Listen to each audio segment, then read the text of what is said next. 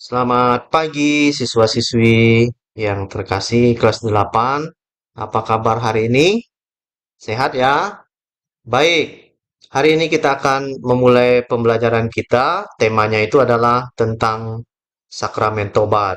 Minggu yang lalu kita sudah belajar bersama tentang sakramen baptis. Nah, minggu ini kita akan belajar tentang sakramen tobat.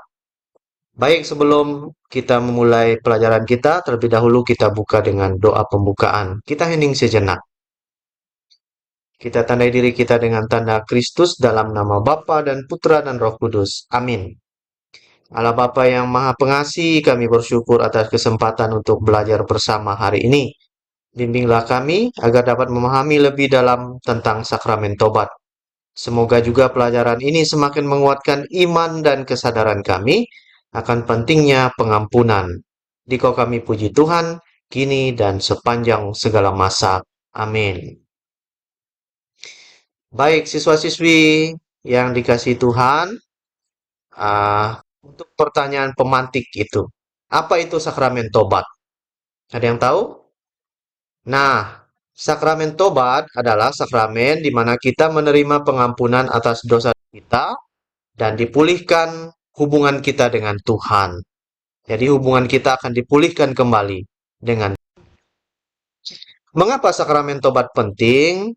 Jawabannya adalah karena sakramen tobat membantu kita memperbaiki hubungan dengan Tuhan, memperoleh kedamaian batin, dan menerima kekuatan untuk menghidupi atau bahkan menghindari dosa di masa depan. Jadi jangan sampai kita berbuat dosa lagi ke depannya setelah mengakukan diri atau menerima sakramen tobat. Nah, ada langkah-langkah ketika kita ingin menerima sakramen tobat. Yang pertama, pemeriksaan batin. Langkah pertama ini adalah memeriksa hati nurani kita dan menyadari dosa-dosa yang telah kita lakukan. Kemudian, langkah kedua, penyesalan, yaitu menyesali dosa-dosa kita dengan tulus, kemudian bertekad untuk tidak mengulang lagi. Dan langkah ketiga adalah mengakui dosa-dosa kita kepada imam di dalam sakramen pengakuan. Biasanya di gereja itu ada ditempatkan di ruang pengakuan. Kemudian ada absolusi, langkah keempat. Jadi kita menerima pengampunan dari Tuhan melalui imam yang memberikan absolusi, pengampunan atas dosa-dosa kita. Nah, dari absolusi itu ada langkah terakhir, yaitu dengan melakukan tindakan silih atau penebusan sebagai tanda penyesalan dan komitmen untuk hidup lebih baik. Jadi kita diarahkan untuk berbuat lebih baik lagi, tidak mengulangi kesalahan-kesalahan yang pernah kita buat. Nah, apa sih manfaat sakramen tobat itu, siswa-siswi? Yang pertama, yaitu pemulihan hubungan dengan Tuhan. Yang kedua, kedamaian batin. Dan yang ketiga, kekuatan untuk menghindari dosa di masa depan.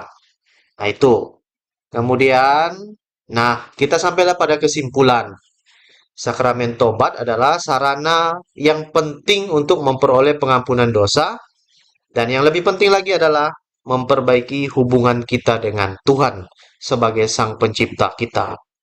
Nah, siswa-siswi, mudah-mudahan pertemuan singkat ini bisa semuanya dipahami, dimengerti, dan juga nanti dapat diterapkan dalam kehidupan kita sebagai orang Katolik yang sejati.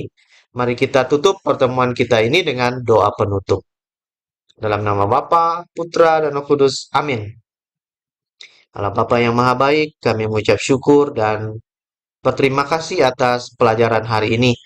Terima kasih juga atas pengetahuan dan kesadaran yang telah kami peroleh tentang sakramen tobat. Bimbinglah kami agar dapat mengamalkan pelajaran ini dalam kehidupan sehari-hari. Demi Kristus Tuhan dan pengantara kami. Amin.